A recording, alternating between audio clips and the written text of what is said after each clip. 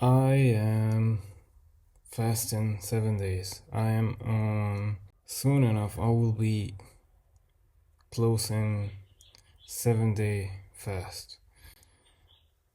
And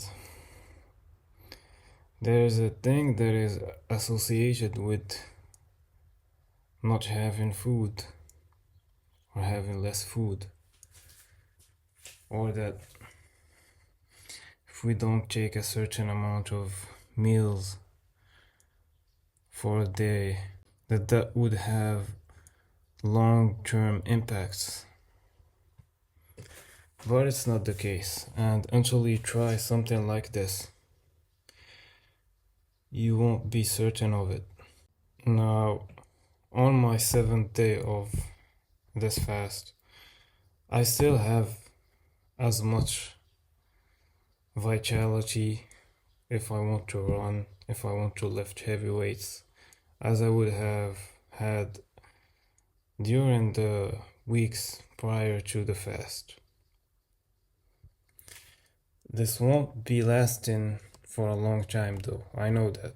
Even after I've eaten for the next 2 weeks, I would be losing my strength, and this is paradoxical, but there's things about hormones that work in this way.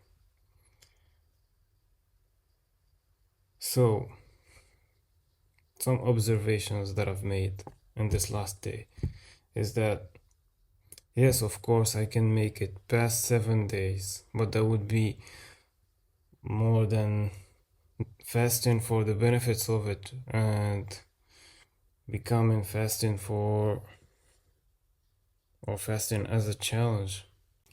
So, inflammation in the muscle, if you're lifting weights, for instance, you would feel that the pain in the muscle when moving from point A to point B is no longer there. And that the way I would describe it is, say for instance, I'm doing a pull-up, okay? When I'm squeezing my muscles to do the pull-up, I feel as if there's needles, tiny needles in the muscles that represent pain. This is something that no longer is when you're fasting. It's as if the fast, the prolonged fast, has feeding on the inflammation. And this is also something that is noticeable when I'm stretching, so I can stretch more easily. And due to the inflammation, as I told you, I don't feel the muscles as being more rigid or fighting back. Okay, so I'm gonna lift a bit and try and remember if there's something else that I wanna share about the 7 day prolonged fast. Yes, one other thing that I wanna mention is during the fast, you will feel pain, certainly in the first days. And this, as I said in previous videos, is due to your body getting used to relying on its own sources of energy outside of the ones that you use to provide to it, like food. And that's one sort of pain. Another one could be due to sleep, and it is important to supplement with magnesium in order to sleep in the first days especially.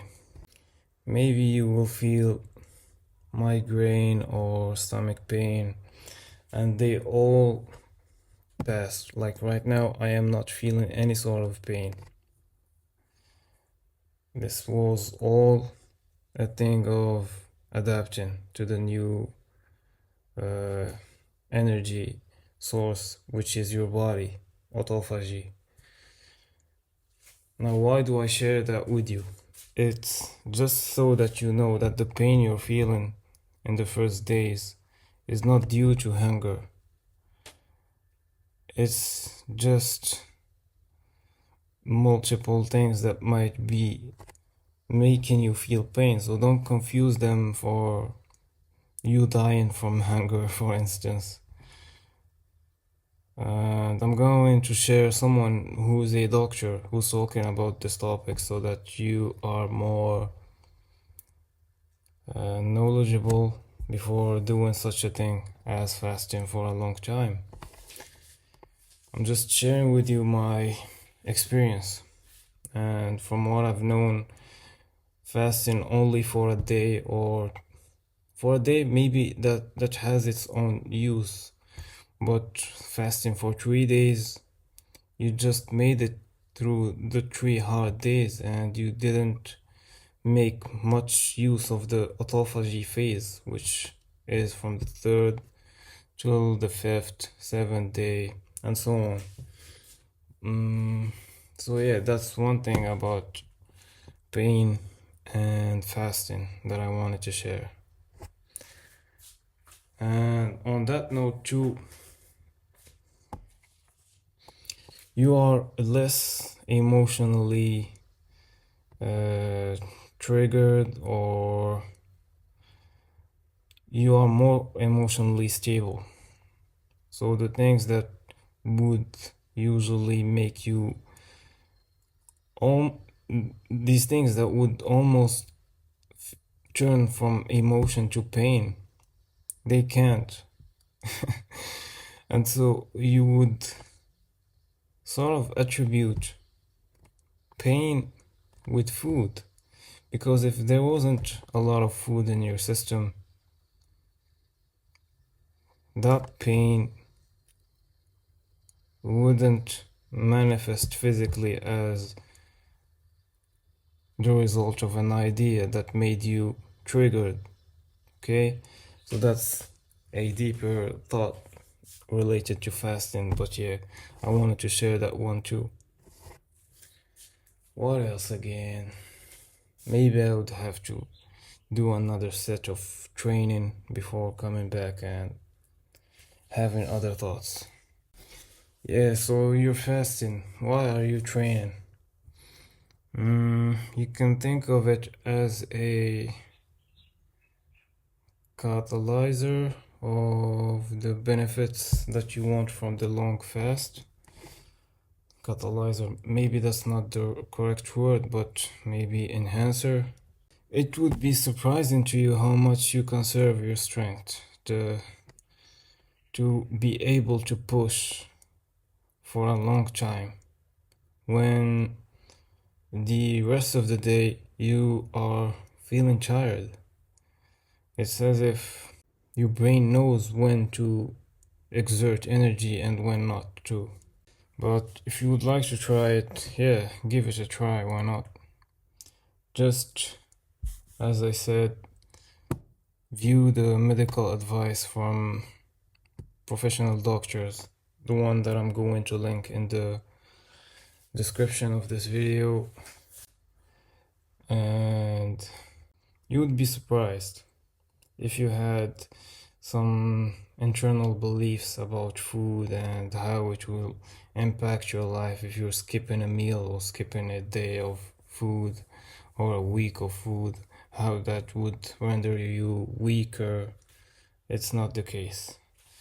The lack of a stomach is, in fact, or the lack of a encumbrant stomach is a bliss, and the digestion that comes with it, which is in itself taking a lot of energy from other processes like thinking and effort, physical effort, keeping your body warm, and so on. And another advice that I wanna share that I forgot to mention is to keep your meals small before and after the fast. So preparing for the fast, don't go like a hibernation phase. Just eat a little bit, or as you would normally eat, at least.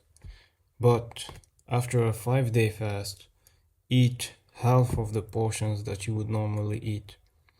So yeah, thank you for watching this video and see you on the next one.